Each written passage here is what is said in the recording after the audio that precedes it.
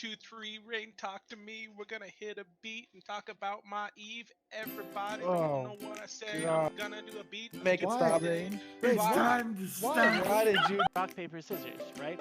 We don't want Eve to be as simple as shut the fuck up, Seto! Floods of like memes, and these small gamers are like, we're the elite of the elite. Do not fuck with us. We will kill you. We are the best players ever. It's like, dude, I did your shid. I did it better than you did. You know what this conversation is like? When I say not enough supers die in Delve, and people tell me, oh look, there's a super died in Delve. So it's like, when What I'm are talking you about even the balance talking issue, about? We were talking about fucking balance, not supers Yeah. dying in Delph. Look, Why does look. everything with you have to be about supers fucking dying in Shut Delph? up! Shut up! Christ! It's an analogy, moron. It's an analogy. Okay? You guys stop arguing. You act like a fucking married couple. Jesus No, Christ. don't stop It's arguing. an Well, it analogy. is Trash Talk I Tuesday. was like, Mark, thank you for the assist. Of course. Anyways, ladies and gentlemen, boys and girls, capsuleers and capsulettes, welcome to Trash Talk Tuesday. My name is Redline13, and it has been quite the day. How's everybody doing today? EP. EP. Well, you're up late, so that makes sense. Yeah. It's okay. We'll get your part through fairly quickly here. So anyways, like I said, my name is Redline. I'm joined here by Gavin, who is muted. He's going to unmute to say hello. Hello, Gavin. Hello, Gavin. I've also got Dominark. Hello. And of course, Mark is here. Hello, everyone. And Sandrin. Hi. And Johnny. Hey, hello. And Carmen. Hello. And Taphos. Hello. So, this evening, we are going to be talking about the massive Dread Brawl that happened a couple weeks ago. We haven't really had a chance to talk about it because there wasn't really a show going on. But now we're here and we have the moment and we have some people who were there and were integral in making things happen. Guys, tell me what kind of went into this whole Dread Bomb? What happened here? Tell me the story. Do you want to start, Johnny, or should I? Yeah, sure. Okay, so it's not exactly a secret, but we've been trying to bait a dread fight out from the Imperium by using these long-range dreads that Gobbins has concocted called beamers. Basically, they're like heavy application dreads that apply to battleships really well, and the idea is if we show that we're putting like a sizable portion of our dread fleet into the beamers, which are not good at killing capitals, we can maybe bait out a capital response from B3 and the goons and so on. And it kind of materialized to a giant dread fight culminating like 1,000 dreads being on grid at some points in the fight. Yeah, and I mean altogether it was 5 trillion was lost between both sides. Decent chunk of change, but you know, you get by. I've got the battle report here. I'm gonna send to Mark. Mark, if you want to put that on the screen. I can do that. Pocket change for a man like Uncle. Yeah, Nurse is a comfortable man. Well, and so I know you guys do often try to bait out these fights. Like that's kind of the whole big thing is you want the dread brawls. How long has it been since one of these kind of fights has happened up there? January 1st. Yeah, the last actual Dread Brawl we had that wasn't like a strict gank was in the 1st of January, and we were outnumbered 3-1 in that fight. That was the Kitak 5 fight, right? Correct. Jeez, that's almost it's almost a whole year since that. Yeah, it's very easy to remember the date. I like Kitak 5. I like you as well. Can't even remember how we started that one, but wasn't it just like they dropped on our fax, and that was how it started? We warped at 0 in the TFIs, and we immediately committed tracking dreads and triage, and they counter dropped, and we counter dropped them, and it went crazy from there. So not far off the same way this one started. Yeah, it's Yeah, I funny was how that gonna works say. out. So this one, it all started with Intosis, right? So you guys had what, subcaps and a fax, ref and an iHub. What was the kicker? It started off with just subcaps on the iHub. We had like, command destroyers, vultures, just like, tanky subcaps and then super mobile subcaps. Originally I think we were intosising FO8M in Declan and pivoted to Fortec AB.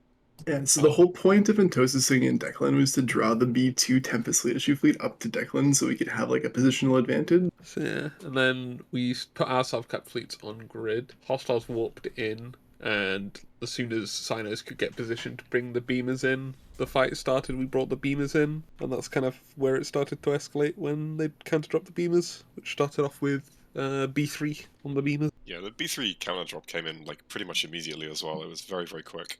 Shattered was hungry for the brawl. I respect it. Didn't work out for him, but you can respect the ball. Well, whoever goes in first gets fucking reamed and he's gonna dread fights anyway, right? That's normally how it works. nah, dude, just drop at 60 like a certain someone. Yeah, there's- but I mean, just go You ahead. good? I was just gonna extrapolate. You go. No, continue to extrapolate because I was just- I'm looking for this video that I I was had. just gonna explain how the fight continued from that point where so B3 drops on the beamers, BFLs, well PLBFL, then drops on B3. These are all at 0 on each other, and then Init drops 60 off of the main blob, which is a very questionable decision if you know anything about dreads. They're in short range dreads. Well, they're actually in a surprising mix of dreads, but they had like gank fit dreads, long range dreads, and short range dreads all on the same Sino. In a dread brawl, they dropped 60 off, which is very odd because that means you can't use T2 close range ammo, which is fucking huge. Then the main horde dreads dropped on Init, and I think at that point, yeah, Goons brought in their short range dreads on the like main bull in the center of the fight, and started bringing their long range dreads in on an Fortizar 60 AU away, which is another questionable choice. It's an Astra House, but yeah, same thing. Astra House, sorry. And then the rest BFL LR comes in, I think, at a ping. I brought them at Yeah. that point. And then the rest of the short range dreads all pile into the big brawl. And Goons, they've been heavily pushing the Cruise, Phoenixes, and Zenitras for their like dread comp. Most people default to Revelations and Rev Navies, and the armor dreads are very in fashion right now. But Goons are doing something different. The first Phoenix Navy connected approximately 1 hour and 8 minutes into the dread fight. Yeah, which is. Well, I mean, we can talk about the choice of the long range doctrine if you want, or I can continue explaining like how it played out. Oh, please keep going. Yeah, no, keep talking about how it played out because we're also I've got the a video from Seiya, who's in B3, I believe. There's a really good one too from us, Redline, from Devin and Zomi. He has Headliner's Nightmare POV, my Dreadfleet POV, and he flies a Nightmare, Rev Navy, and a Zurn. It's quite a good POV. It's sped up, but it has like a pretty good perspective of the escalation chain. You have a link for that? I'm gonna ask Sandra to find that because my dog knocked my water on my keyboard and I'm trying to mop it up right now. Okay. I think. No worries. But yeah, so Sandra, keep going. Talk to us about talk to us more. The way that the Goons inserted their long range dreads, which was kind of the big question of how do they want to use them? Do they want to side them all in at different spots? Do they want to put them all in one by one by one by one all over the grid to make it impossible, difficult to drop short range dreads on them? But what they did is they signed them into an Astra 60 AU away. They then aligned them to the fight, and they had an interceptor burning around the fight, basically in a straight line, and they were just like alphabetically warping them in. So that resulted in having a pretty long line where they're all spread out, and the point there is to prevent you from dropping short range dreads on their long range dreads. But the big downside of doing it that way is it takes them an hour to get into the fight and start applying damage. If you watch the video, our close range dreads are like more than half a siege cycle, so they've wasted like almost 3 minutes of time in siege not shooting, which is a huge faux pas, I would say, in dread fights. What do I know? They also didn't seem to spread out like that much. They're only like 10 kilometers per group. Yeah, but their line formation was only about 150 kilometers in length. It wasn't like that spread out. I think it was a really innovative idea, but I think they was kind of rushed and the execution wasn't quite there. I think that is, I've talked to you about this before. Like that's the inherent problem of that kind of dread, doctrine in the sense, the more the strategy usage of that word rather than fit. The doctrine of using long range dreads like that just doesn't work because you really need the time to set up and have enough sinos ready and be able to sino them into grid and immediately start shooting without all that downtime. And you're just never going to get that level of preparation for a dread fight because they always just happen off the cuff. And like they did here, where one person goes "fuck it, I'm going in," then everyone else goes in, and you've not prepped anything, and it's just who can improv the best.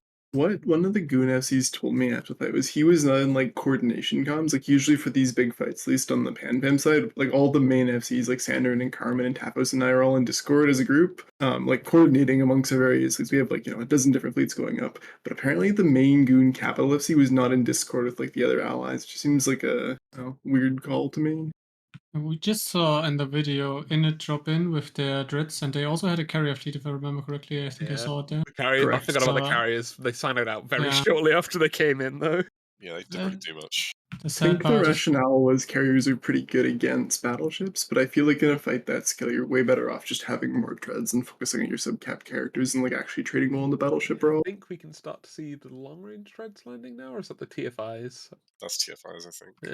Yeah, they put their TFI fleet on our long range dreads and killed just like 2 nags. Yeah, I mean- so as soon as I brought in the BFL artillery Naglfars and Zurns, the Init like dive bombed us, but I don't think that was a great call in that fight because they were getting outtreated like 4-1 on battleships during this, and like one of the components of dread fights is you have to actually hold the grid and win the grid. Because if you win the dread fight and you have like 100 dreads tackled, those dreads all die to subcaps eventually, right? Right. And they were getting heavily outtreated in battleships, like large part due to Tapos and Headliner and so on, doing good work. I can tell you, like from the subcap side, the rogue fleet landed first, like I don't know, 2-3 minutes before all of the other fleets. From or at least it seemed like that. The other ones were chilling on a perch. So what I imagine the rationale was he probably thinks, or whoever was seeing the fleet probably thought we couldn't like reimburse the Zurns pretty well, but like we have a lot of big Zurn farmers in Horde, so it was pretty easy for us to replace those, I would say. Yeah.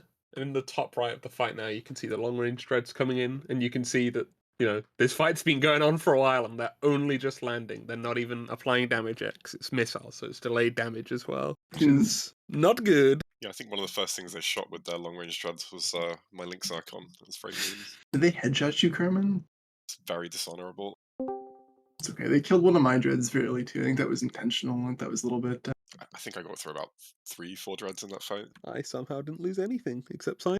Oh, that was one thing too, right? Like the Pan Fam, or I guess Panda Fam side had like 53 Sinos lost during that, and the Imperium B3 side had like 26, I think, give or take. We had twice as many Sinos. I think that was definitely helpful in the big escalation. I remember a bunch of us were complaining during the fight that we didn't have enough Sinos as well, which is kind of amusing in retrospect. So I had 5 Sino clients during that fight. 4 of them died on the grid and had an exit Sino too, of course. And like I remember like 3 hours in when me and the other Horde guy who's doing like most of the BFL Dread Sinos were like, you'd gone through our like 8 in Sinos for Dreads. We were like screaming like, give us more Sinos. And like we have one dude in Horde. I won't name him because I don't want to shame him, but he's a bit notorious for being a bit of a cat mango, and he was like the hero of the fight. I'll just say it's Travis. And he ripped the Sino for us deep into the fight. Listen, That Johnny, allowed us to reinforce. Johnny, how many Sinos do you think we contracted over to you during that?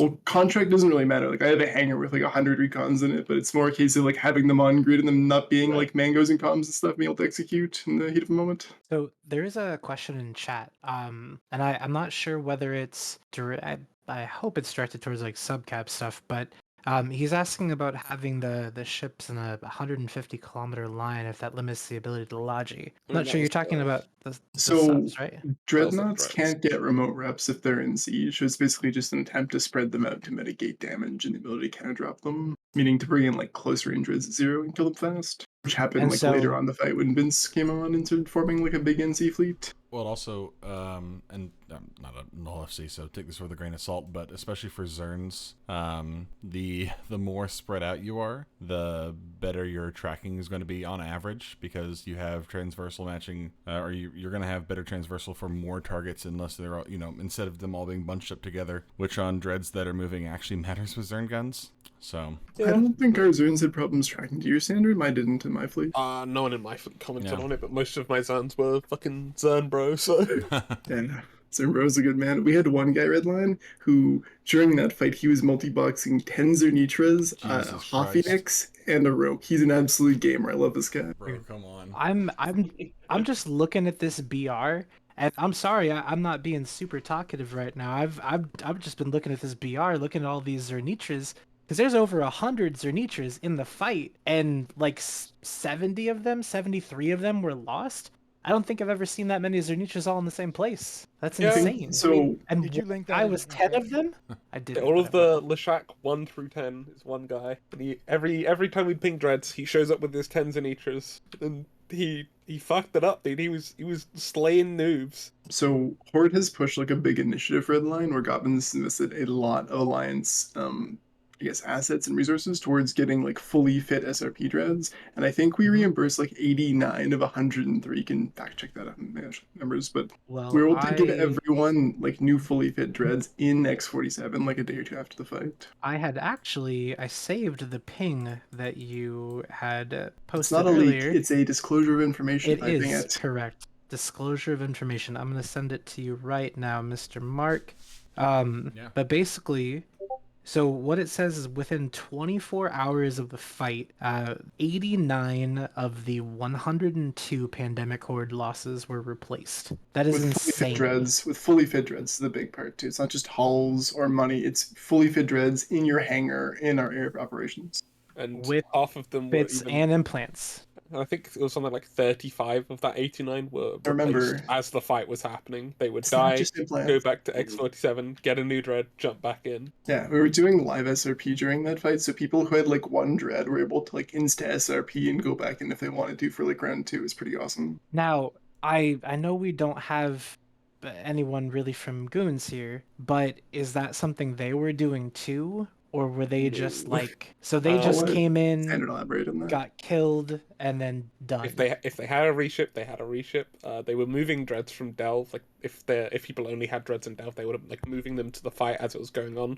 But they got to like the last mid as the fight ended, so they couldn't do anything. But the Goonswarm, I mean the one I guess most people are probably most interested in is the Goonswarm SRP. Their SRP was if you lost a Navy hull or a T1 hull, you could upgrade it to a Navy hull by... A regular hull, upgrade to a Navy hull. And if you had a Navy hull, you can just get a new Navy hull through the same means. And it's, you make an order with a builder or build it yourself.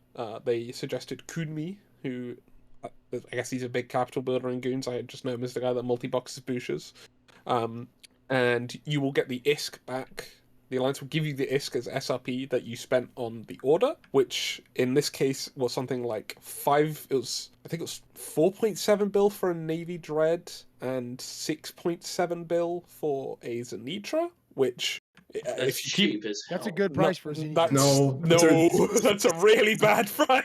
That's an absurd price. How much they cost to build? I mean, how much can I leak? That's unbelievably cheap. No, it's not. It absolutely isn't. You're getting scammed, brother. If you're like on an alliance level, your rate should be way, way better than that. So the last build that I contracted, I think it was like 81 billion ISK for 20 with guns and ammo. And I can prove that too if you want me to send a screenshot. I can do that. You mean 8.1, Johnny, right? No, 81 bill for 20 Zurns. 81 billion ISK for 20 Zernitras with a gun and ammo. That's what it actually costs. All right.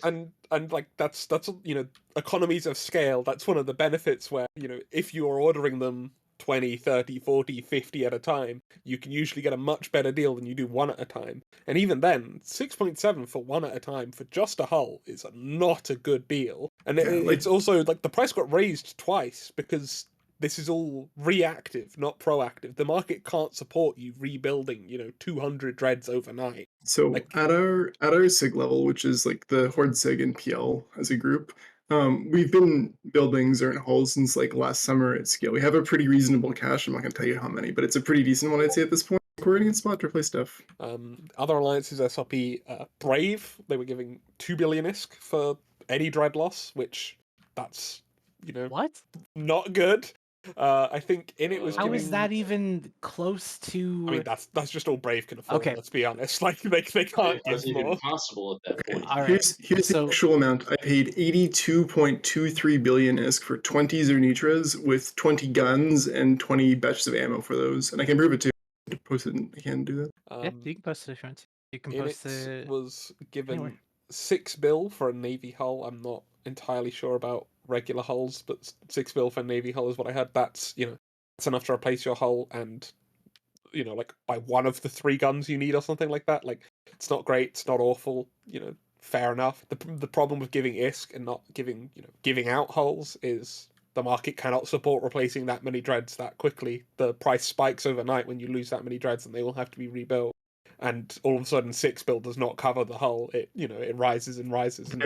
There's a certain component for dreadnoughts Redline. I'm not going to say which it is because it's a little bit infosec-y, that basically tripled overnight, and it beyond the cost itself, there just isn't enough of this component being farmed in E for people to build like more than 20 or 30 at once, even if you have like all the Gita alts logged in, the bioters and that kind of thing. So it's like really an economy scaling. Crap, right? The Triglavian crap. No, it's a It's one that's used for all of the dreads. Oh, yeah, it's a certain component that every dread needs. I can't remember what B3 were given. I remember it was Liquid Disc. I think it's a similar amount in it, wasn't it? What I was told for Brave, from my friend in Brave, was that the Brave Dreads got 2 billion ISK for reimbursement. And then, what do you remember what Blob got? I remember talking about it, but I can't remember how much it was. Here's the thing, though. So, and I don't want to jump into like the politics of it all, but I'm gonna shit on Brave a little bit. If that is true, how does that possibly incentivize your members to actually get out and participate in these fights? To be fair, Redline, the Brave exec, I believe, did tell their guys he knows it's a shit deal that they're getting. Like, he was very forthcoming about that. So I don't want to pretend they're being like that was dishonest nice of him. But like, I mean, it's just a problem. They just don't have the money to replace them, so they're giving what they can. We ran the numbers. The amount of ISK Brave got for that fight amounts to 36% SRP for just the hull. I mean, I came from that block recently. I can tell you the money situation is a little bit. Yeah, it's like you can they're shit not on them generating. Yeah. No, I mean you can't really shit on them. It's just there's a lot of people crammed in like not a lot of space, and CCP has nerfed nullsec in the past, so to a point where I don't think like maybe Horde in the same space could do it because they have the super caps, they could like run beacons and stuff, but I don't most know. of the ISK in the game doesn't even come from beacons anymore. It's I mean, fucking it's parchment. a matter of investing too, right? Like I know how much Gobbins has invested in our Dread program the past like few months, and it is an absurd amount. He's very keen to push the dreadnoughts, and I think the fight showed the results it achieved. Yeah, like a big part, like I said, is also just having the hulls available and ready is so much better for replacing dreads than just hoping the market can cope with the influx that you're about to create. So I think as soon as we began pushing Zurn hulls like last summer, like summer of 22, like July or August, I began doing skill builds, and as soon as the Rev navies and the Navy dreads dropped, we built a bunch for BFL. Well, the one question on everybody's mind, and I know you can't answer it, but I'm going to ask you anyway. How many Zerniches do you guys have left? Enough to go again.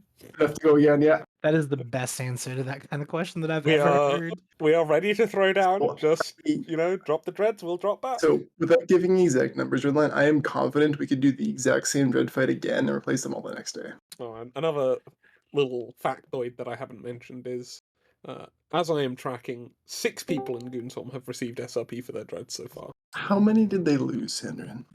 That is a good question. Someone with the BR Do you have should tell me. Conveniently enough, I happen to have the BR here.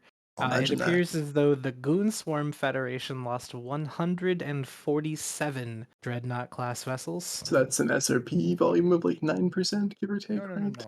No, They that's lost not right. 425 dreadnoughts. I was gonna say that sounds really low because I'm looking at the BR What? right now. They lost I'm 425 looking at the dreadnoughts. BR. I am too. They No, lost. he's saying just goons. Just goons. Yeah, just goons. Oh. There were only Just 175 goons on field, but No. Brave only. Not the BR you link. I'm telling you, there's a lot more than that.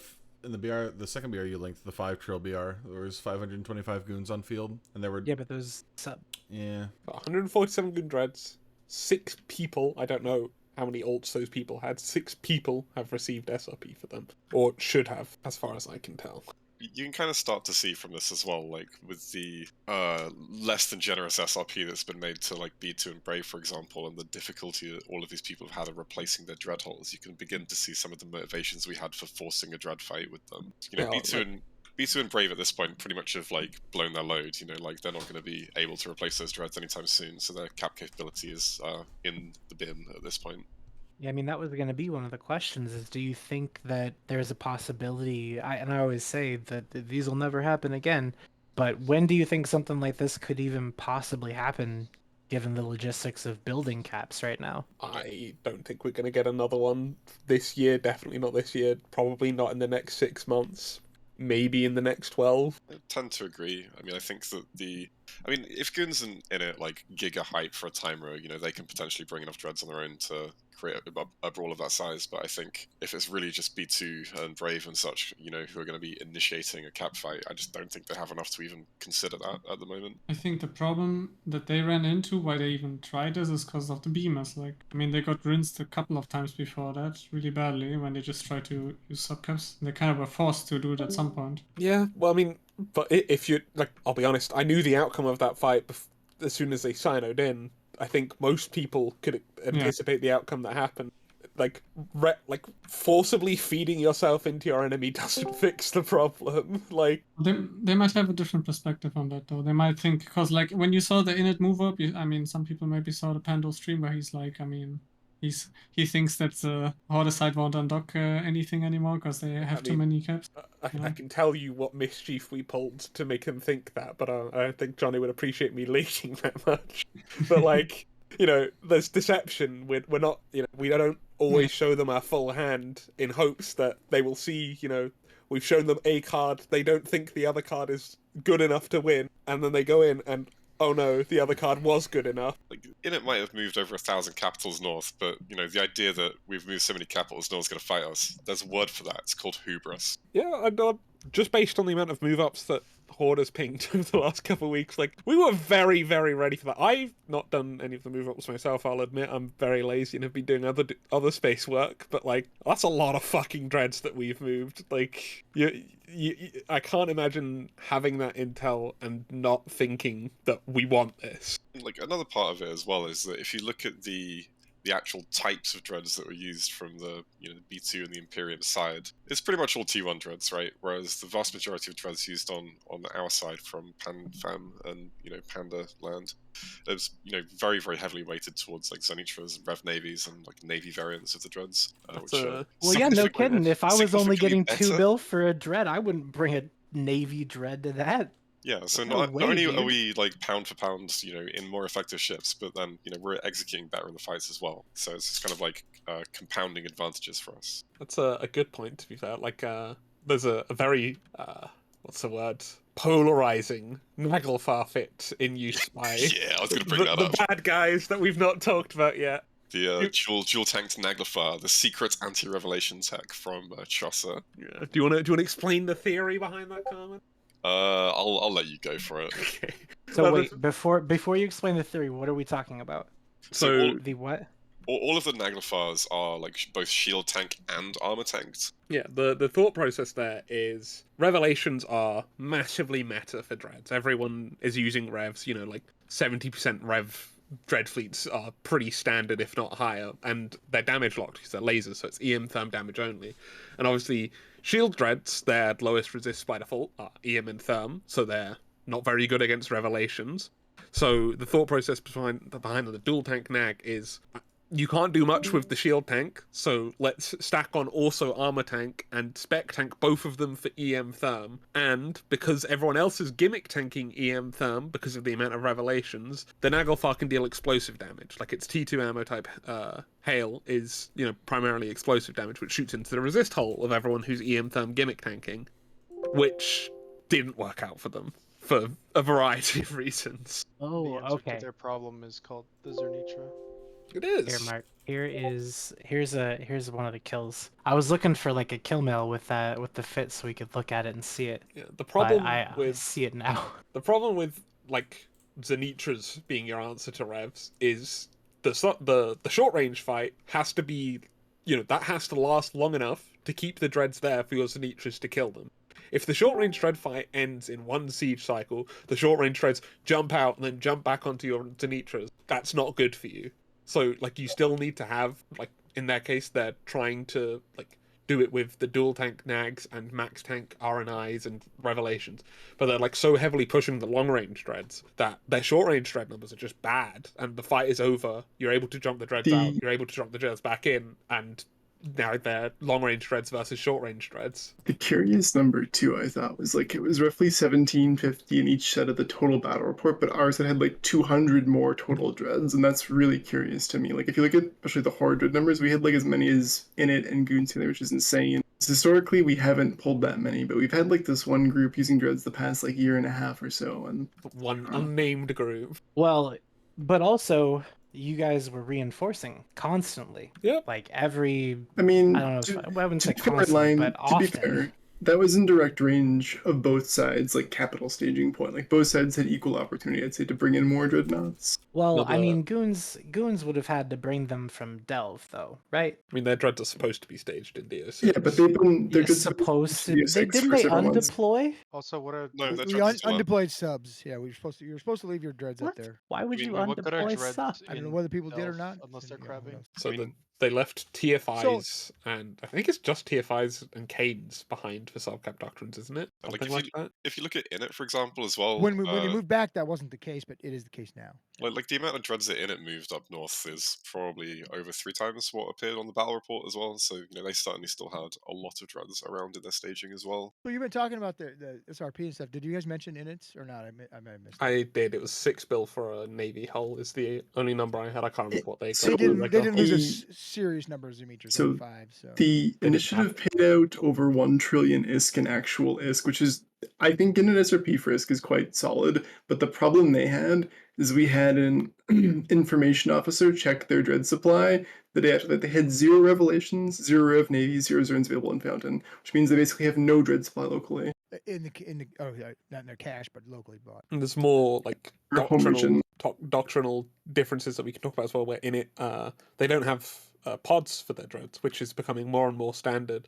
Where dreads are so expensive for the hull and the guns, and just to fit one out regularly, that everyone's investing more and more ISK into making them go, like stretching that as far as they can. So you're putting A-type coatings as your resist mods and having amulet pods in, which is like, it's what, 800 mil for an amulet pod, something like that, which gives you another 30-something% EHP flat, which it's about if that's 33 for a mid-grade pod and 55 for a high-grade pod. Yeah. And I just want to state for the record, BFL does not use high-grade pods. That's cheating. And yeah, like if you have that on every require it, pilot, so, yeah. if you have that on every pilot, that adds up to a lot of extra dreads. And in it, and I don't think B3 does either. Neither of them require it, and goons only require the first 5, but not the Omega, which is very important. The only side with amulets, the only group from their side with amulets is goons, and they only do 1 to 5 SRP, which is like not where the value is from amulets. You get the Omega, and that's where the big Omega's the expensive one, yeah. Yeah, the theory there, I'd assume the thinking there is you get your most ISK to EHP ratio from the first 5 and it drops off with the 6th. But the problem there is you're just losing more dreads, so because you don't have the 6th, that it ends up costing you more anyway. So what I had heard though is that both B2 and Init were gonna make like some serious doctrinal changes to how they like use capitals and dreads going forward, which probably means they're gonna like achieve close to parity with the PanFam side for the next one.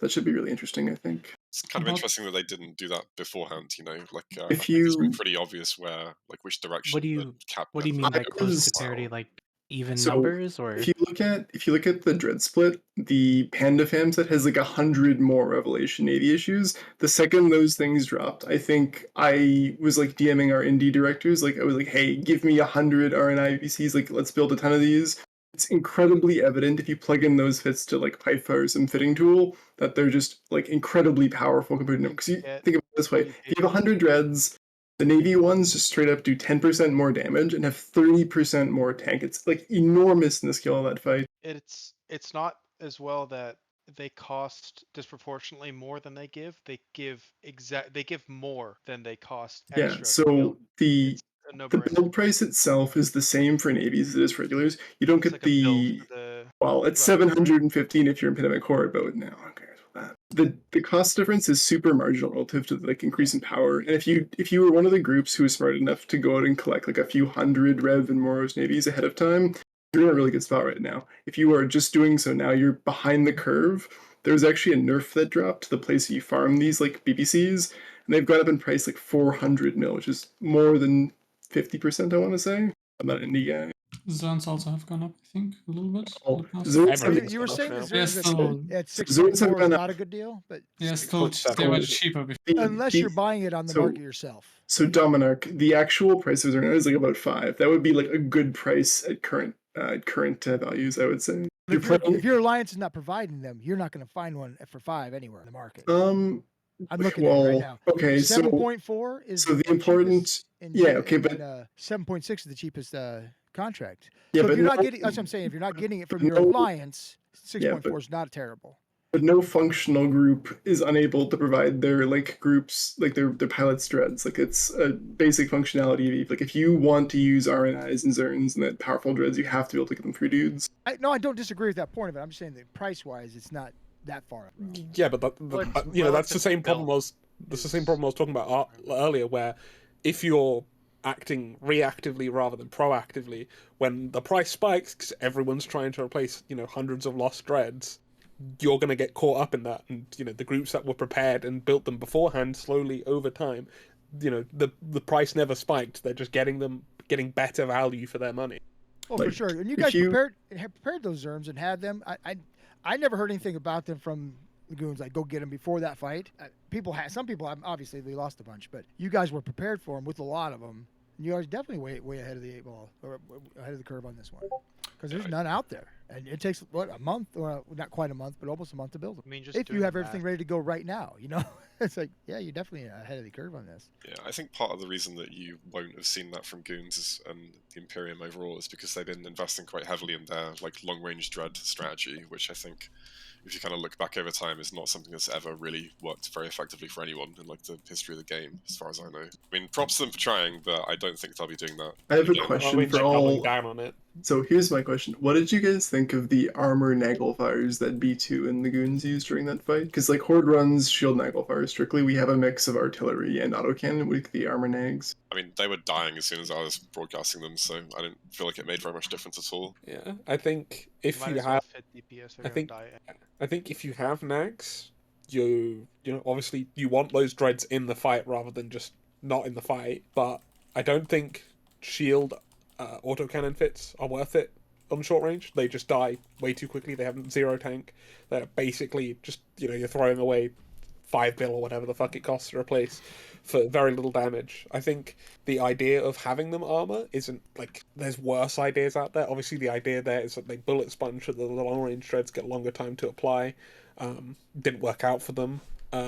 If you look at the battle reports, Andrew, and I'll just say because there weren't dead anyways, the VFL ones were all arty fit. We had some of them pretty high up there in the damage charts too. I was quite happy with how our arty nags performed during that one. That's the part I was going to say next, where you have the option of shield short range, armor / dual tank short range, or you have long range, and I think long range is by far the best option to put your nags in, because both sides are going to have Zurns. At the very least, you can use them to shoot Zurns, and they're not going to die instantly. And one of the questions in chat is, why is there no T2 dreads in the biggest dread brawl in ages? I mean, the answer is, okay, so a few reasons. One, the degree of execution of abilities is very, very, very high. I mean, you have to do a lot of things right to use them well and not just AoE nuke your entire dread fleet.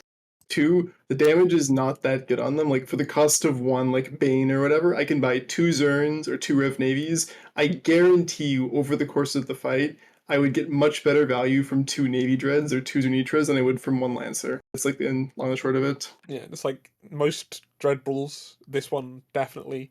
All the dreads are mixed in with each other. Everyone's not everyone. For the most part, people are at 0 on top of each other. Both fleets on top of each other. If you lance that blob, you're going to hit both blues and hostiles. At which point, you're not gaining any benefit from it. You're there, but you're not adding anything. The functionality. That there's the new effect around your dread would make it functionally impossible to drop more than 1 per Sino, which adds extra characters that in Sino ships at their own ping, extra work. That is a massive misconception, but I'm not going to tell you why. I think I actually agree with that. I think that makes the degree of execution way harder for big groups. I mean, if you're trying to effectively plan it out for what you're getting from those dreads lancing once through the blob, I don't think that's worth. I think the I think the biggest utility of the T2 dread is that not the damage but the tackling, and that's why they're being used in low sec, and I can see them. CCP totally missed the mark with T2 dreads. They're very cool for the low sec JF memes and for the minus rep and stuff, but in practice they're just not very good because they don't have that much tank compared to the navies, and their damage is worse than the T1. So unless you land the perfect lance, they're not going to give you value. And the lance itself is like, the range is quite short. It's only about 100 kilometers with level 5 skills. And But also, it's very, very narrow as well. Like, the actual radius of the beam is very, very small. It's 2.5 kilometer radius, I believe, and I can tell you as well, with a very heavy grid, if a Bane jumps in, you just say everyone swap to Scorch, everyone hard swap to the Bane right now, and he'll die before he even lances you.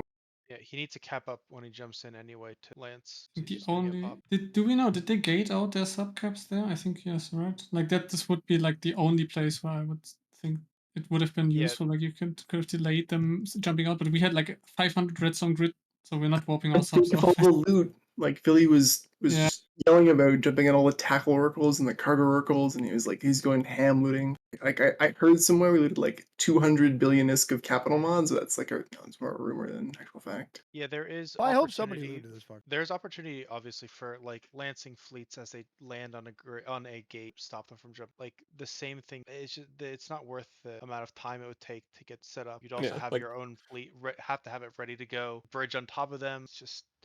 It's too niche. It's just too niche. Yeah, and we were talking earlier about how both sides, well, assumed both sides were struggling with Sinos.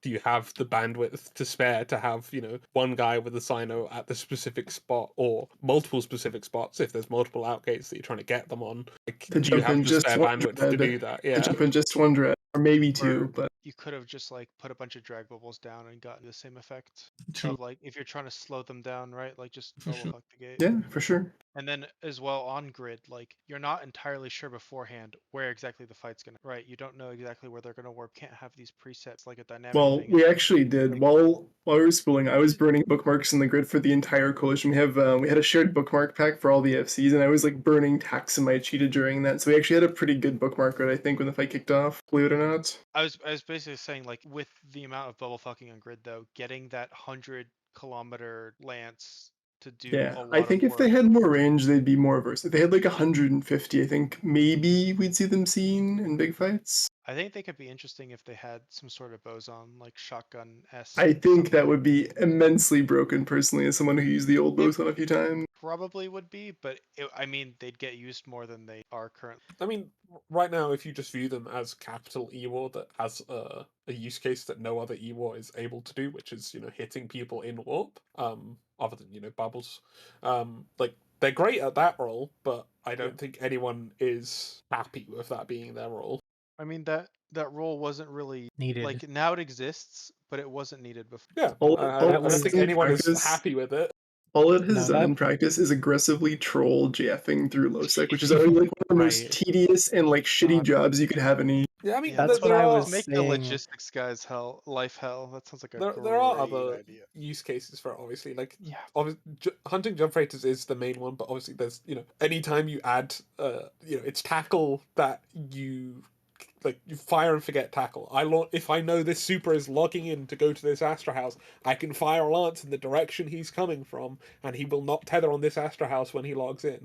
That's not something. That up is hard. Yeah, obviously it's difficult, but that's another tool in a hunter's toolbox where they're already putting in if you're hunting supers, you're putting in a shitload of effort for the most part, and having that tool, that's cool, but is the trade-off of trolling jump freighters to high hell worth it? I don't think so. There definitely is some uses for the Lancer Dreads, I think, 100%. that we're going to see at some point in the future. They're People probably going to figure out more interesting ways to use it, right? They're going to become quite. If we ever see super cap fights happening, they're probably going to be quite useful. With the minus 50% remote reps against Titans. The for question example. is, Carmen, do you think they will get the lance off before they die? No. This is what I was going to say next before I got interrupted. On paper they look like they could be quite useful to that, but realistically, any lancer on a super cap grid is just going to get fucking volleyed as soon as they jump in because of the danger of that. The other bonus that they have over bubbles is bubbles have to go up before the person clicks warp. You can lance someone after they click warp, and if let's say it's a very long 120 AU warp, you can jump something in, lance the gate, they will land as the lance is happening, and they had no way to know that you were going to do that before you did that. Which is cool, but not what people were hoping for. Yeah, and it's the scenarios in which you're going to commit a fifth. I mean, how much are they? It's 10 to 11 for a whole. They actually no. That's open market. I'm sorry. After insurance, what are they? It's The like actual 3. the actual build price on them, if you have like a non-scam builder, is under 6 billion. But the on public contracts they go for like 10 because everyone wants one for the flare. Yeah, but their insurance is also the names insane. are cool. It's like a plus. It's like a 6 bill positive for insurance, right? Like you spend 3, get 9, so you get 6. Like their Yeah. insurance is insane. Insurance on dreads just hasn't been good for a long time. Except Well, for it's good Lancers, on the base. apparently. Lancers are really broken right now. The dread insurance has been so busted for like so many years. I'm shocked they have not addressed that yet, to be honest with you. Like it should be better for T1 hulls, especially for dread bombs, that you can actually ambush dudes and trade positively. And it should be worse for Lancers. I mean, the fact that a relatively large group like Brave is having issues building the caps at the scale that they need them is kind of indicative, in my opinion, that they should just be easier to build. This shouldn't only happen once every 6 to 8 months. Like, I feel like that's just such a downgrade to what it could be. But you don't think poor planning comes into that too? I mean, if you have a large group that's not building them ahead of time, it's kind of their fault, right? I mean, you shouldn't have. You shouldn't wait. You shouldn't wait till a big fight. You should have be building these caches if you've got the ability. It's just like the I don't know, relegating these tools to only the biggest of the groups is. I mean, that's not even true though, is it? Like the majority of dread usage happens in low sec, where notably there isn't these giga huge groups. Obviously, I mean, can't. relative to everyone else, the 2 big groups in low sec right now are giga big groups, but yeah, but compared to the rest of the game, they're still a tiny group. Big Ab is what, like 1,200 characters or something, probably less. I haven't looked at all. Brave Snuff is 950, right? Yeah, Brave is 7,000 something. Yeah, that's true. I mean, you also have to look at the average commitment per player. Like I'd say the average Big App member is worth at least a couple average Brave members in terms of like accounts available, like commitment, I think willingness to commit ISK. That's pretty generous of Brave. I really don't like the accounts available thing because in my mind, every group has the same like availability of accounts. Like the amount your members invest is a reflection of their like belief in the group and their reimbursement and that kind of thing. Well, less I phrased it wrong. Less like willingness to commit, more the I ability to mean, put like if you more got dreads on grid 46% of a yourself. hull, would you be that keen to field 4 dreads? Absolutely not. Never in my life. Maybe if you already had 12 of them, I mean, sure. If you only have 4, are you going to field all 4? I mean, I a choice have you got to ways make. Yeah. to make money myself, but so I'd be fine. But obviously, that isn't true for everyone. That could very much impact someone's decision. I don't. For the groups that deny we that talked at all. about, they do have the capability to make the ISK. It's just a lot of them don't want to, and that's perfectly acceptable. But that's the difference between these groups, where the people are willing to spend a couple hours doing whatever in Potch, and they may not enjoy it, but they've made enough to replace their dread. And then you have Brave line number 476, who's just like, my Ishtar got killed by a roaming gang for the 17th time today. Why can't I buy a dread? I mean, you could have said the same thing about like C5 Wormhouse or something back in the day. I don't know. I don't think this is a valid argument. I mean, yes, Horde can make the money. It seems Brave cannot. Like, what's the difference? You have way more space. It's literally just investment. Well, but the difference. The primary difference is probably that Horde hasn't had people like pushing into their space for like the last year and a half. Yes. But your space doesn't matter for Pochman. Brave has more access to Pochman than Horde does right now. Are you building a Pochman or are you bringing it You back are to- making shit tons of ISK in Pochman, which you can buy whatever you want with. Yeah, but do the blue standings go through Pochvan as well, or like when they get into Pochvan, is Contan just gonna wreck them? No, they are active. They are always active in Pochvan. Like they are very active in Pochvan. They are. Unironically, Brave and Boss have a pretty mean, oversized Ishtar fleet that they throw around often. But a couple things. Pochvan as a region can't sustain, or it's currently not sustaining very many.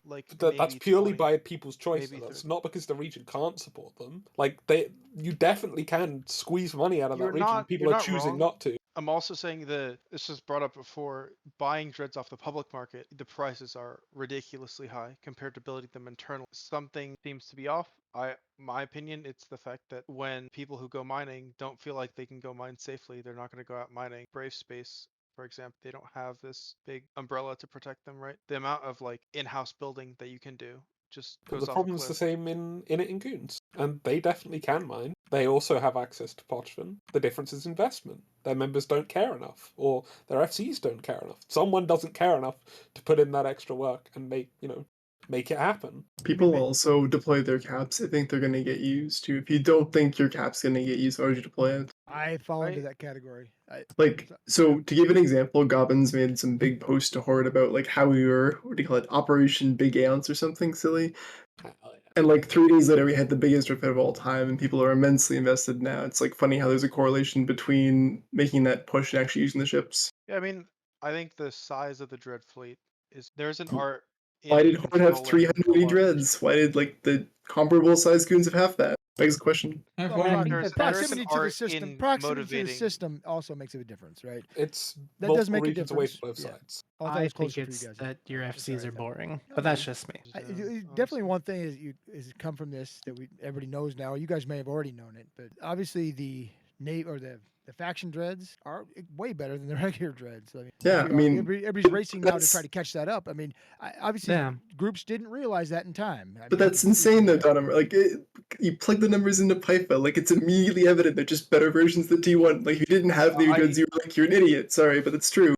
But as a leader of a group, it's hard to say to you, hey, I know you already got 4 dreads, but I need you to go out and buy 3 of these. That's exactly what we did. I know, but So we everybody had, didn't do it. to give an example, we did though. Like, to give an example, our SIG did subsidize Zernitras for a bunch of our dudes. Like, part of the reason Horde had so many Zerns because we subsidized them for our guys. And like Gobbins has been pushing these like cheap RNIs for the beans. Like everyone's getting cheap dreads. You have to reinvest in your members if you want to have good numbers in these big fights. And to be fair on the Zurns, I know there's a lot of shit talking about it up till now, right? But, it's not that good. It's not that good. That's all Zurns I are ever heard, disgusting. Well, I've got Zurns are one, really good. Especially in a meta dominated by Rev Navies who have a fat explosive hull. Zurns deal at base more damage than a Rev Thing. I know, I've got And they spool from there, right? Like, and they cost $1 billion Escalest as well because the guns only cost 100 mil. And they have more range. And they have the ridiculous range. You can drop them at range, and they're not gonna do significantly less damage. They're just better nags essentially, right? To fill that damage hole, because Phoenixes are completely worthless in tie-dye, unfortunately. I think the Phoenix Navy is cool, but I think the effectiveness of the Phoenix is tied very heavily to how good the dudes flying it are, because the damage delay is the big drawback to things for both close range and long range. You have to shoot it especially alive. I think as well in very small scale dread fights, like Phoenixes can definitely pop off, like 100%. They can be super valuable, but because you can get a lot more out of the weapon system when there's less people on grid and it's less desynced and stuff. Selectable damage, huge tank. What's not to love, right? Yeah, it's just with short range Phoenixes, if they're shooting the same target as all the other short range dreads, most of the time the target's dead before the missiles lands. They apply 0 damage. The question is, on how do you small scale, play that's not the case. And going back to the conversation about like subsidies and shit for the better dreads, goons are doing that now. To be fair, like they are upgrading T1 people to the better hulls, but they're doing it after the fact. We're behind the curve, and you guys were ahead of it. Yeah, and obviously, another little leak for you is way too many people are now upgrading to Zurns for goons. They are not going to have a short range dread group to soak for the Zurns. They're only going to have long range dreads. Which the question is, who wants to go at 0 and Brawl or 134 RNIs next time? Well, I think it's the Darkshine's Doctrine leaking, right? Like, who wants to sit furthest away? To be fair to Init, Darkshine's, I believe, allegedly, information officers said that the RNI is the priority number 1 for Init. So I think Init wants to Brawl at 0 next time, based upon what he said. They need to add the ambulance then. Well, I mean, I'm telling our opponents what they need to do, but don't stop tapping the glass, Sandra. Like, if you're gonna face tank, you gotta face tank well. You also have to be prepared to pay the butcher's bill when those die as well, right? I mean, to be honest though, as well, like as the sizes grow, I think there's a discussion to be had. If your dreads are getting volleyed anyway, there is a discussion to be had about not running. I don't know about that. That makes absolutely no sense. Hard to disagree. They're still tanking more damage. Like, the damage doesn't disappear. I guess there's a bunch of extra dreads that haven't cycled their guns because the target died before. That makes sense. Never mind. Mid-grade amulets give you a third more HP, right? They cost about 750 million ISK for one set. So if that, like, the money calculation is very simple to make, I think. And no one has, but someone might ask, why don't you talk about Nirvanas as well? And that's because Nirvanas are like double the cost on generally worse. Triple the cost on significantly worse hulls, so most people just don't bother with those for dreads because they're just not worth the investment. And trying to keep active hardeners on during tie-dye while you're getting neuted by a whole bunch of dreads is tough. Yeah, I mean, like, If you look at the BR, the amount of nags dying right at the start, like I know I broadcast, in the jump tunnel, the first 3 nags I broadcast died before I'd even loaded grid. So there's like portions of the video from our POV where like one of our revs has like 5 different nags locked and they all die within like 1 tick. Like they die incredibly fast in big fights. Nags are just like the Naglfars is by far the best gank dread in the game. It's incredibly good if you're like 25k off the dude like just heating hail, but if you actually get shot back, it's horrible. It's like the worst dread. That's another conversation. How would you fix the nag, Johnny? I would, at a minimum, I would probably take away a low slot and give it a mid slot. Give it like the Moros treatment, give it slot parity, and go from there. The Nag probably has like one of the better sets of guns in the game, but it suffers from having like a very distinct lack of tank. Both autocannons and arty are really, really, really good weapon systems, but like the dread meta right now is how much can you tank per dread?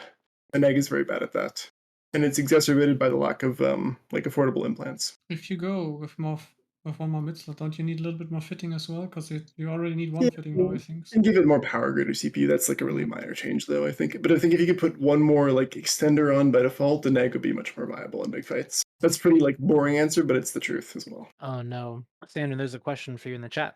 Big Bill, that's because I won this fight. I don't know if you noticed that, but your side lost, and I FC'd one of the main dread fleets that won. You're also a little bitch. Come on the show. Oh God. I do have a question though. So we talked about how, well, Johnny, I think you mentioned that an alliance that can't like SRP dreads properly isn't really functioning. And we're also talking about how like these other groups are behind the curve. Also, Jinx, there's a video playing on the screen right now of the fight. I will drop those links in chat in just a second. But so like with an alliance like Brave, how does Brave get to where they need to be in terms of having that parity with BFL and everyone else as far as the Navy Dreads, the Zurns? How does a smaller group that's still kind of big actually get there? I mean, you're basically saying, how do you build a successful alliance? And I'm not sure that, that's something that we really want to give too much advice on. I do what Goblin says, usually. That's how I do. If you want ship buy-in, generally you have to use them. If you want to figure out how to replace those ships, that's... do it before the big fight happens. Yes, and other than that, it's trade secrets. Making money is... Well, I think there's the obvious ones that are hot button topics of renting and TTT, but, they've kind of sworn that off, so... Pandemic Horde loves renters. We love renters. My favourite renter is a nice man called Aquila Concordia. Mine is a Darian Macaw. That's a rent boy, right? Are they the same thing? No, it's both. Come on. But yeah, like, if you want ship buy-in, you got to use the ships. Did you guys feed them? But your members need to be okay with that. So yeah, I'm not trying to like set anyone up, but did you guys think the carriers had any like real impact beyond being like boosty boys during that fight? I sure didn't. I'm not sure the fighters even reached our subcaps before they jumped out again. Yeah, I looked at it. It looked like the fighters, like just in the video just now, or like before. It looked like the fighters were going to the dreads. Like they killed my Sino, the fuckers. Yeah, so I've flown a lot of carriers during my time playing Eve, and my perception is like it's just a fucking horrible ship class right now. Like they cost way too much, they don't do enough damage, their utility is like pretty marginal beyond being boosters. They need some kind of buff if they want to see mass use again. Maybe that's a good thing they're not being used right now, but I just think their ship's in a really bad place. I've flown a lot of carrier over the past like 5-6 years. Trying to control the fighters in deep tie as well is an absolutely miserable experience. That's a big thing too, right? It's much harder to micro versus like are really bad for tie-dye. Like extremely bad for tie-dye. Obviously they create tie-dye. They do have uses, which is under a jammer protecting one static grid, but or skynetting. Yeah, that's what I mean. Skynetting onto under a jammer, specifically under jammer. Otherwise, you're just going to have a dread fight on top of you. But, and that was one of the purposes for the Lancer Jets, was to combat skynetting. Right. That's if anyone who believes that has no idea how the capitals work in this game. Guilty as charged. No, but that was one of the things I said, right? I mean, if CCP wants to like fix carriers, they need to nerf the range cap to like not be able to sit on tether range and use them, and need to buff application, I think, at a minimum. They shouldn't cost. I don't understand why facts and carriers cost more than dreads. Carrier hulls currently cost about 4.5 billion ISK, and they do like 1,000 damage. Our nightmares cost like less than half that and do the same DPS, and they're way easier to fly as well. Yeah, and Bill's talking in the chat, like the one obvious niche the carries have is SS fighters, but no one's using supers right now, so... The supers that were fielded during the game's biggest dread fight, right? I had one more question about the, because in it at the start was in Alpha Feroxes. Like, do we think, what was this, like, do you think this was planned, or did they just, like, organically decide, okay, this time we're gonna drop?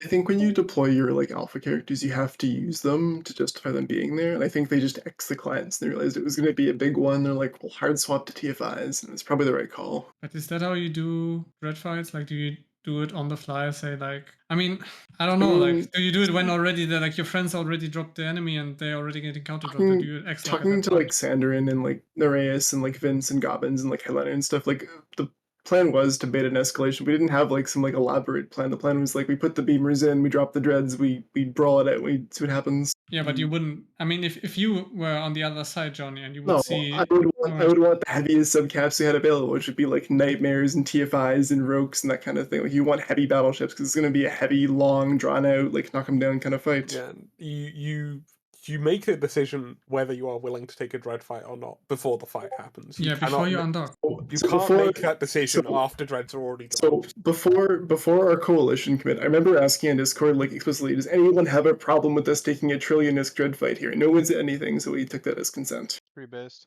I think the next thing I heard after Johnny mentioned that was people asking like who was going in first. Yeah, we were just we started organizing. It was, is Johnny going in first? Am I going in first? And then we figured it all out. Yeah, Johnny goes in first. I think it was supposed to be Carmen, but your Sino got caught or something, and then it was me, and then it was No, like BFL just went in like fucking immediately. Like they didn't even ask anyone. Like the BT Sino went up, and Johnny's just like smashing his Sino. Yeah, I'm pretty sure I remember asking like Johnny, "Are you going first?" And then the way I got my answer was when I started seeing dreads look great.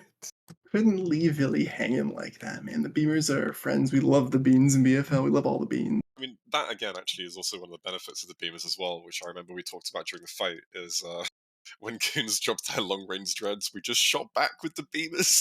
Yeah, and the thing is too, is like once there's like 100 revs on grid, you have no idea which one is beam fit and which one is pulse fit, so you can't really like distinguish between them. And I want to be clear too as well, like I have huge respect for the other side as well. Like everyone from the Goon side, from Init, from B2, like everyone who committed to that fight is like a baller in my mind. Like I really wish in this game, like the circumstance to have those big dread fights was like possible more than like twice a year, because they're super fun for everyone involved, I think. I mean, I think the biggest inhibiting factor is people are nervous to drop it because of the price, the pain to replace it. That's a Gobbins problem for me, at least. A Nereus problem. That falls back on the SRP that we were talking about earlier.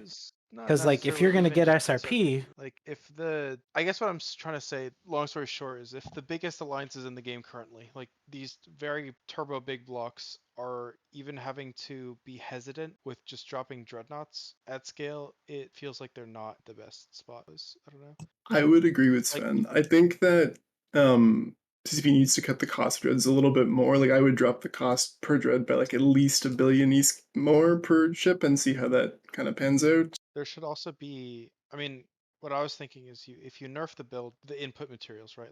Lower the price through that, the blueprint becomes a bigger percentage of the cost, and you're not getting, because in EVE, when you want better stats, generally you pay more than what you're actually getting. Like if you upgrade B to an A-type ENAM, you're not getting double the resists, you're getting 1% or 2% for like double the cost. I think that should be similar with the Navy dreads. Like they shouldn't be this very clear look for the price. Obviously, every single time we're going to go Navy dreads, right? It should be more of a thought like, I mean, do we really need to get the maximum out of the numbers of the dreads that we drop? Like, let's say we're dropping like 6 or 7. Yeah, we need every single amount out of these individual pilots, right? Or should we value the cost more if we're dropping 400? There should be more decision making there, because right now there is not. At least for like the metrics I make when I have to make the call if we commit a bunch of caps. Now, I definitely like the cost is always in the back here. Anyone who says otherwise is like not being honest about it. Yeah. I think there's a use case for like the regular T1 variants. I think if you look at my group's activity over the past few months, it's pretty obvious where we use those and we use Navy ones. Yeah. But I do think that the Navy ones are just strictly better. And like if there was a limitless supply, nobody would use anything but the Navy variants. It's because I mean it's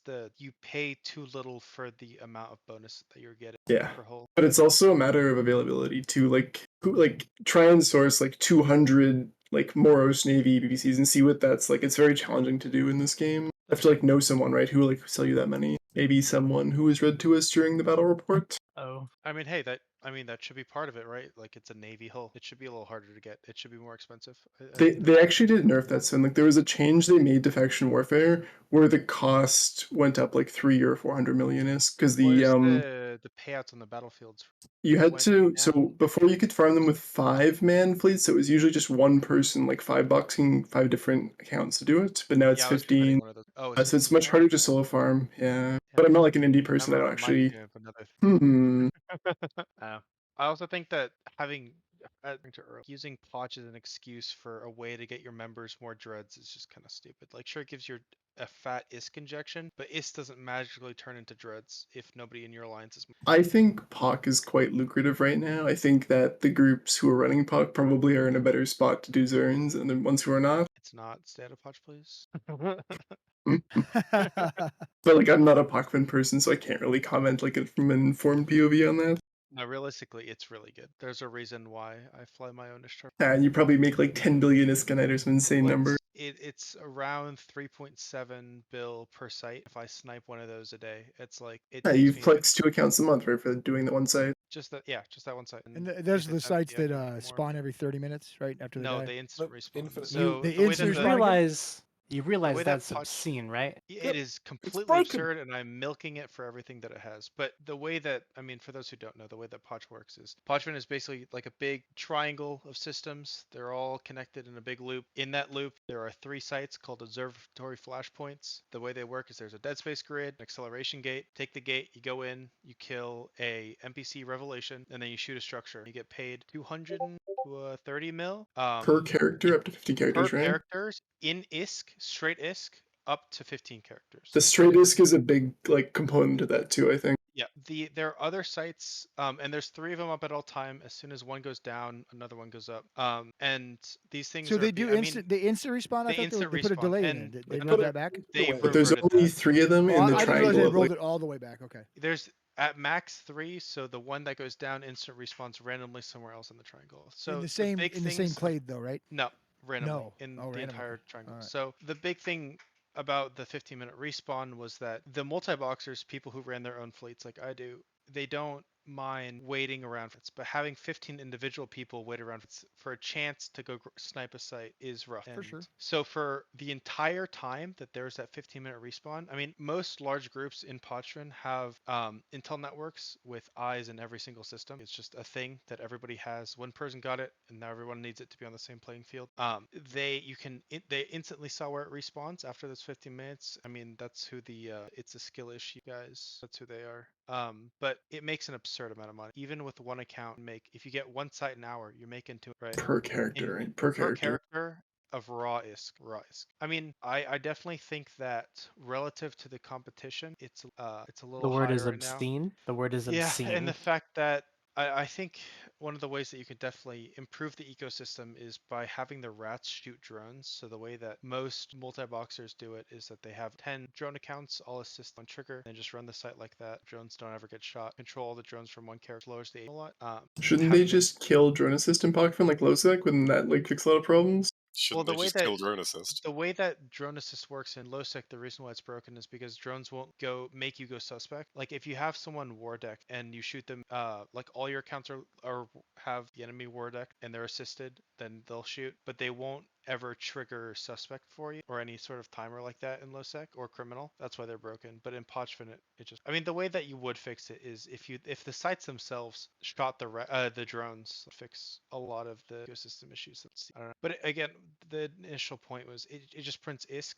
It doesn't actually print dreads. Can't get that figured out. Reliance side. No amount of ISK is going to be able to replace on the public markets with dreads that amount of dreads, right? Each individual member is rich with ISK, but the alliance is not producing house. Yeah, like I would say in 2023, if you want to take like an all-in cap fight, you better have a bunch of dreads in a hangar somewhere to give your dudes or sell your dudes afterwards, because otherwise it's gonna be hard to replace them. Yeah. Now you do bring up an interesting conversation point though, because there are some different economic models that work within this game, within the blocks. Correct me if I'm wrong, but PanFam, a lot of PanFam is more like socialized as far as everything goes into a pool and then gets distributed to the Alliance members from the Alliance, whereas goons and those kind of groups down there are more individual wealth based, where the actual person gets the money and then they decide whether they're going to contribute that in the form of ships to their alliance. I would say we support strong individual wealth red line, but we also are fond of state support after big fights.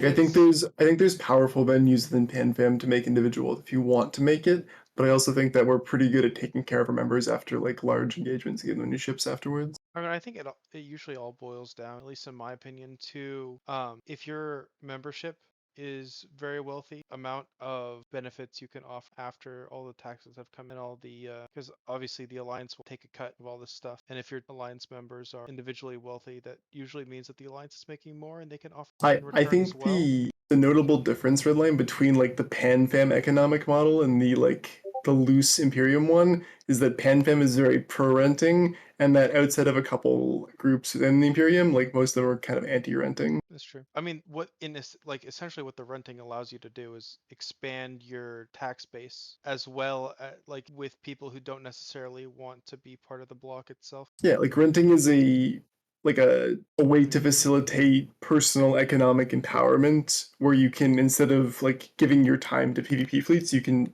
pay ISK for like a certain system or whatever the deal is. Well, but it's also like mining too, because when I was in NC and when I was in PL, there were like the locust fleets, and instead of anybody keeping the ore that they mined, it was all given to the Alliance, and then ISK was passed back. I don't know what happened to the ore, but that's kind of what I mean. It pools together. A general alliance buyback.